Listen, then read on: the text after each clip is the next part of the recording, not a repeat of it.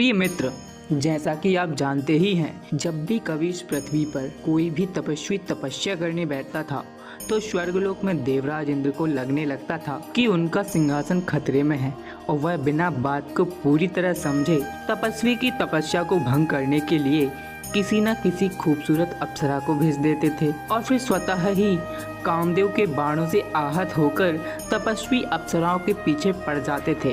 और उसके बाद जो होता था वह तो आप भली भांति समझ ही सकते हैं, लेकिन इस बार जो हुआ वह तो अत्यंत ही रोचक है। बात उस समय की है जब गोमती नदी के किनारे ऋषि कंडू तपस्या में लीन थे।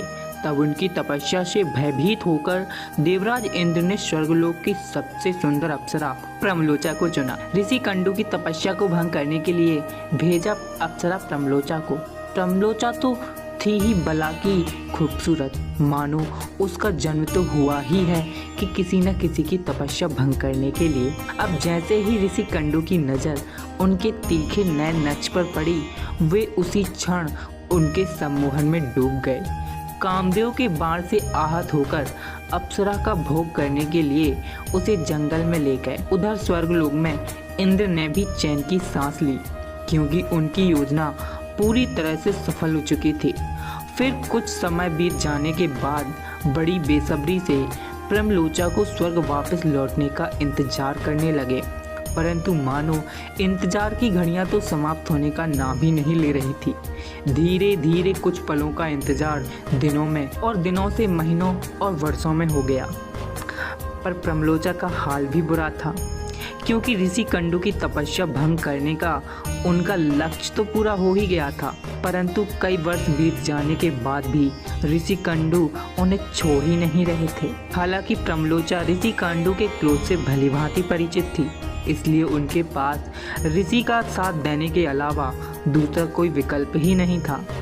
अंततः इत्तेफाक से ऋषि कंडू की आंखें खुली और वे प्रमलोचा से बोले कि देवी, जरा तुम कुछ देर प्रतीक्षा करो, मैं अभी अपनी संध्याकालीन पूजा समाप्त करके आता हूँ।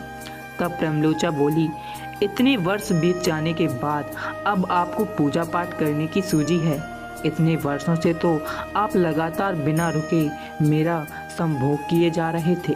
इस पर ऋषि कंडू बोले, देवी, तुम सुबह ही तो आई हो और मुझे पूजा पाठ का ज्ञान भी देने लगी।